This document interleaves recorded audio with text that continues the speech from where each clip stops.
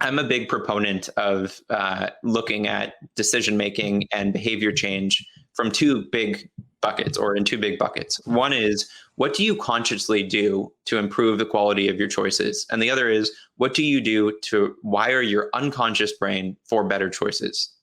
So those two things kind of interface.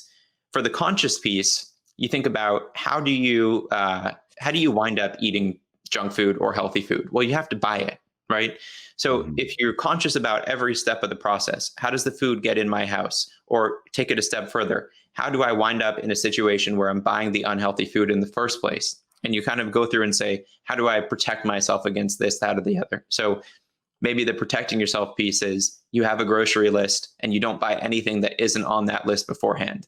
Maybe the protecting yourself consciously is saying, I'm going to eat whatever junk food I have because I feel guilty about throwing it away, but then I refuse to buy more of it. And maybe it's, I'm going to enlist the help of my friends and family members so that we're all on the same page, so that I don't wind up buying and eating more of this junk food.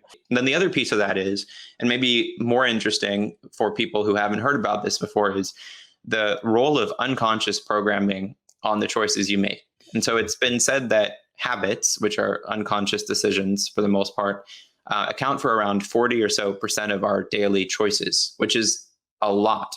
But it's also been shown that when people are under conditions of stress, they gravitate towards those unconscious habit-based decisions. So I would vote that given the known amount of stress people are experiencing right now, people are probably having more habit-based decisions than ever.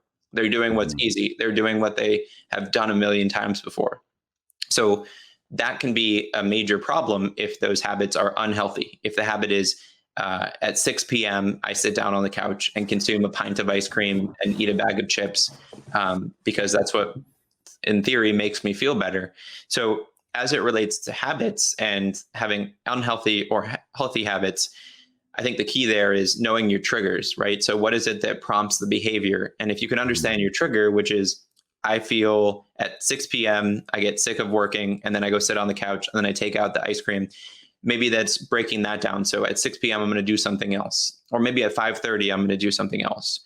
The other thing about habits that I think is really important is it's not like you can just stop a habit. You have to replace it with a better one.